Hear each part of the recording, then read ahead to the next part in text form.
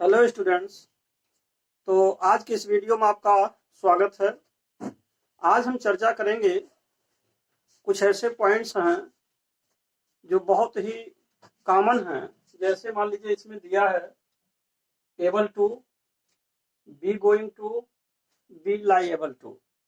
तो able to, be going to, be liable to ये क्या है, इनके बारे में आज हम आपको बताएंगे।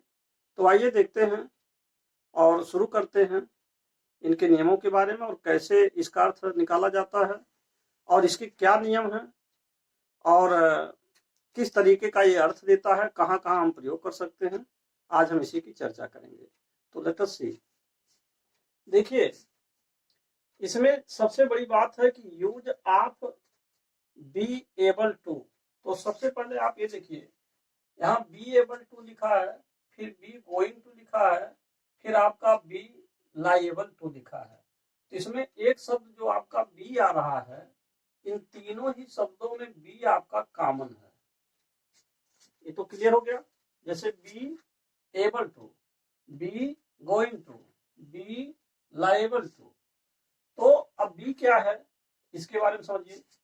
देखिए, अंग्रेजी में एक टर्म है जिसको हम टू बी कहते हैं। इसका नाम है वर्ब टू बी।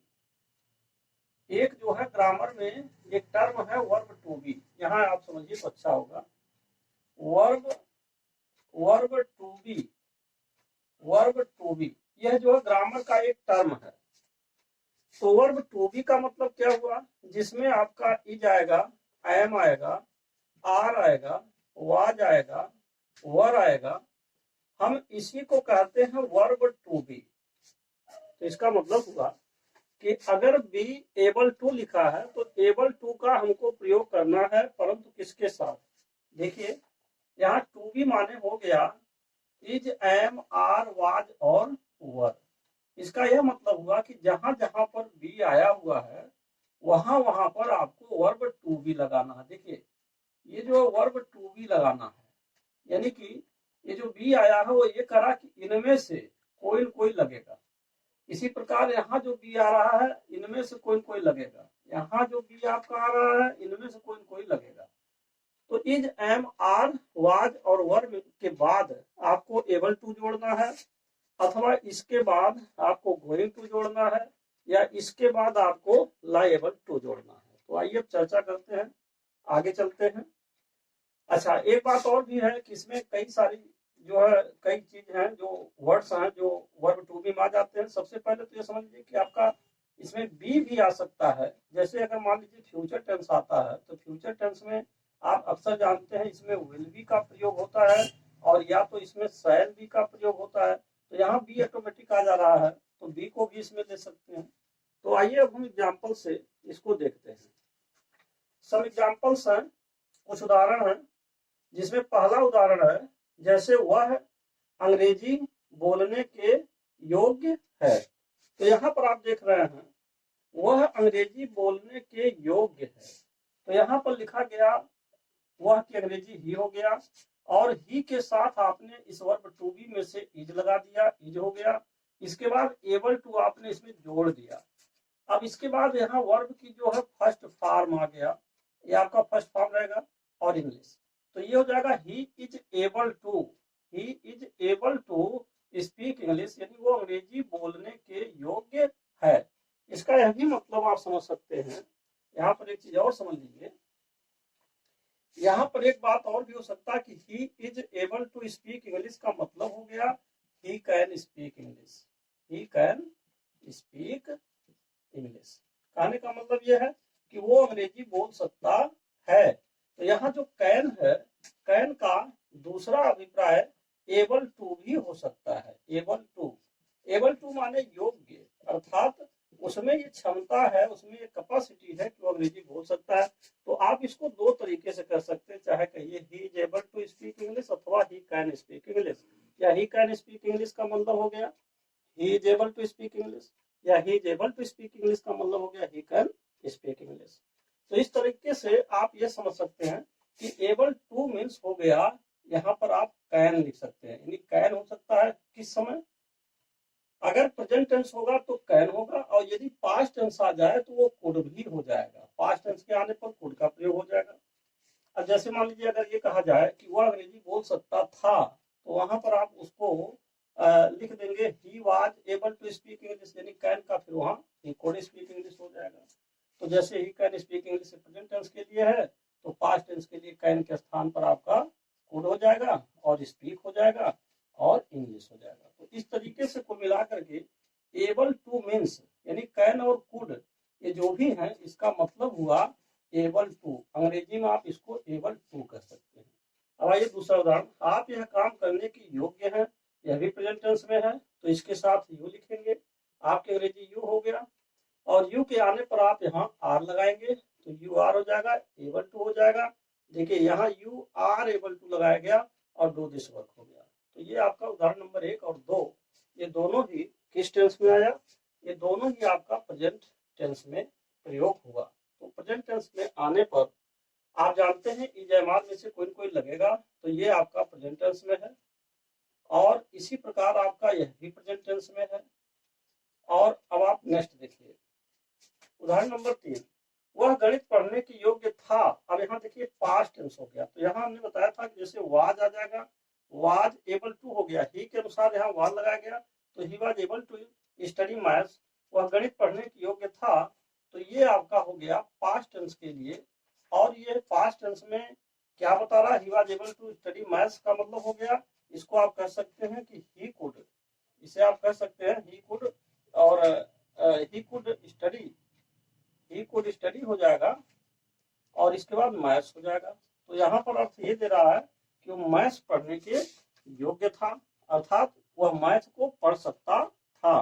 चाहे आप ये कहिए कि वह गणित पढ़ने के योग्य था, अथवा आप कहिए वह गणित पढ़ सकता था। तो यही बात हुई कि अगर प्रेजेंट टेंस है तो is able to, are able to, am able to, यानी इज, एम, आर में से कोई लगेगा और प्लस एबल टू लगा देंगे। और यदि पास्ट टेंस है तो वाज अथवा वर में से कोई लगेगा और प्लस एबल टू लग जाएगा, जैसा कि आपको उदाहरण नंबर 3 में बता दिया गया है। अब आइए उदाहरण नंबर 4 देखिए, वह समाचार पढ़ने जा रहा है। एक दूसरी तरह का आपके सामने वाक्य आ रहा है। अब आइए हम इसके बारे में बात करते हैं। जैसे जहां तक सवाल बी गोइंग टू का है, देखिए बी इसमें भी आया, यानी is am are was were में से कोई कोई लगेगा, इसके बाद गोइंग टू होगा। तो यहाँ आप देख रहे हैं इसमें इज आ गया है, he is going to read. तो अब अर्थ दे रहा कि वह समाचार पढ़ने जा रहा है, यानी he is going to read newspaper. तो इसका मतलब क्या हुआ? इसका मतलब वास्तव में ये है कि अभी वो पढ़ नहीं रहा है, ही विल हो जाएगा और इसके बाद रीड हो जाएगा, he will read the newspaper हो जाएगा। इसका यह मतलब हुआ न्यूज़पेपर, यानी कि यहाँ पर यह कहा जा रहा है न्यूज़पेपर। अब देखिए यानी कि वह समाचार पत्र पढ़ेगा, अर्थात ये किस टेंस में आया? ये फ्यूचर में आ रहा है। तो इसका यह मतलब हुआ कि यहाँ पर हम जो भी कभी भी अगर be plus I N G यानी गोइंग प्लस टू आता है, गोइंग टू का प्रयोग हम प्रेजेंट के कंटीन्यूअस टेंस में करते हैं, परंतु गोइंग टू का प्रयोग प्रेजेंट कंटीन्यूअस टेंस में होगा, परंतु इसको हम समझते हैं फ्यूचर के टेंस में ले जाते हैं, फ्यूचर के इंडेफिनिट टेंस में ले आते हैं। यानी कि जैसे मान लीजिए वह पढ़ने जा रहा है, अर्थात वो अभी पढ़ नहीं रहा है, पढ़ने जा रहा है, यानी कि ही विल स्टडी। तो इस तरीके से आप इसको भले ही प्रेजेंट के कंटीन्यूअस में लिख रहे हैं, परंतु ये प्रेजेंट कंटीन्यूअस में नहीं माना जाएगा, इसको माना जाएगा कि ये फ्यूचर टेंस के इंडेफिनिट में आ रहा है, यानी ये फ्यूचर टेंस में है। तो इस तरीके से आप कुछ वाक्य की संरचना ऐसे होती है जिसमें गोइंग टू का प्रयोग होता है। यह एक ऐसा फ्रेज है जिसके बारे में हम आपको बताए थे कि ये सेमी मॉडल्स हैं। ये जितना आप पढ़ रहे हैं able to, was able to यहाँ लिखा है, तो ये इसी प्रकार इज गोइंग टू, ये आपका फ्रेजल मॉडल्स हैं। और फ्रेजल जो मॉडल है जिसको आप जो है सेमी मॉडल भी कह सकते हैं, यानी कि सेमी, इसको आप फ्रेजल भी कह सकते हैं, साथ साथ इसको जो है सेमी भी कह सकते हैं अंग्रेजी में, और इसको हिंदी में आप अर्थ मॉडल कह सकते हैं।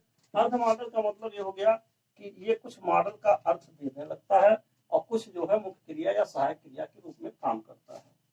अब आइए उदाहरण नंबर 5, इसमें आपको हम बताएंगे लायबल टू, इसके बारे में। तो लायबल टू का क्या मतलब होता है? लायबल टू का मतलब होता है रिस्पॉन्सिबल। देखिए अगर लिखा है लायबल टू तो इसका मतलब होता है रिस्पॉन्सिबल। रिस्पॉन्सिबल अर्थात इसका ये मतलब हुआ कि उत्तरदायी, उत्तरदायी या जिम्मेदार। आप इसको उत्तरदायी या जिम्मेदार कह सकते हैं। कहीं भी लायबल टू लिखा है तो इसका हिंदी में अर्थ होगा उत्तरदायी अथवा इसको आप जिम्मेदार कह सकते हैं। तो अगर ऐसा शब्द आता है उसके लिए हम प्रयोग करेंगे लायबल टू। जैसे किसी भी होने वाले क्षति के लिए आप उत्तरदायी होंगे, तो यहाँ देखिए you will be liable for any damage cost. तो यहाँ पर देखिए बी लायबल आ गया और इसके बाद यहाँ पर फार आ गया। तो एक बात यह है कि यहाँ टू नहीं आया, यहाँ फार आया। तो अभी मैं इसको और समझाऊंगा कि ये फार क्यों है। अब यहाँ एक उदाहरण और पहले देख लीजिए। जैसे जो लोग कम पैसे कमाते हैं कर के उत्तरदायी नहीं है, यानी the people who earn a certain amount, वे लोग जो कम पैसे कमाते हैं, are not liable to pay tax, वो टैक्स यानी टैक्स को देने के उत्तरदायी नहीं है। जो लोग कम पैसे कमाते हैं वो टैक्स नहीं दे सकते, टैक्स नहीं देते हैं। कहने का मतलब ये हुआ कि वो उत्तरदायी नहीं है। तो यहाँ पर आप देख रहे हैं कि लायबल टू आ रहा है, परंतु यहाँ पर देख रहे हैं कि आपका लायबल फार आ रहा है। इसके पीछे कारण क्या है? देखिए लायबल टू तब होगा जब इसके बाद आप देख रहे हैं वर्ब की यहाँ फर्स्ट फार्म आ रहा है, यानी कि जब ये इंफिनिटिव का काम करने लगेगा, इंफिनिटिव बनाने लगेगा, तो ये ऐसी स्थिति में टू आ जाता है। लेकिन जब हम फार का यूज कर रहे हैं तो फार के बाद आने वाला जो आपका शब्द होगा वो जैसे एनी डैमेज कास्ट, तो डैमेज जो है आपका नाउन है, ये आपका वर्ब नहीं है। और जबकि लेबल टू के बाद जो आएगा ये आपका वर्ब है। ये फर्क है कि अगर लेबल टू आता है, लेवल टू आते हैं तो इसका मतलब है इसके पश्चात जो आएगा वो आपका वर्ब का फर्स्ट फॉर्म आएगा। और जबकि अगर लायबल और फार अगर आ रहा है तो इसका ये मतलब हुआ कि इसके बाद प्लस नाउन आएगा। यही चीज आपको ध्यान देना, नाउन और वर्ब का अंतर है, बाकी इसके अर्थ में कोई अंतर नहीं। जो अर्थ ये दे रहा है वही अर्थ ये देगा। किसी भी होने वाले क्षति के लिए आप उत्तरदायी होंगे, इसको आप कहेंगे you will be liable for any damage cost. और जो लोग कम पैसे कमाते हैं वे लोग टैक्स को नहीं भरेंगे, अर्थात वो टैक्स के लिए उत्तरदायी नहीं है। ऐसे स्थिति में आप लिख सकते हैं the people who earn certain amount are not liable to pay tax. तो इस तरीके से आपका ये जो टॉपिक था be able to, be going to और बी लायबल टू, यहीं पर समाप्त होता है। अब इस प्रकार यह वीडियो अब यहीं पर समाप्त होता है। और अंत में मैं यही कहूँगा कि अगर आपको ये वीडियो अच्छा लगा तो कृपया, यदि आप मेरे चैनल पर पहली बार आए हैं तो निश्चित रूप से आप इसे सब्सक्राइब करें और साथ ही साथ और लोगों तक भी शेयर करें। और इसके साथ साथ बेल आइकन दबाना ना भूलें, जिससे कि मैं जो भी नए वीडियोज बनाऊं वह आप तक आसानी से पहुंच सके, अपडेट होता रहे। आपने इसे देखा, इसके लिए धन्यवाद।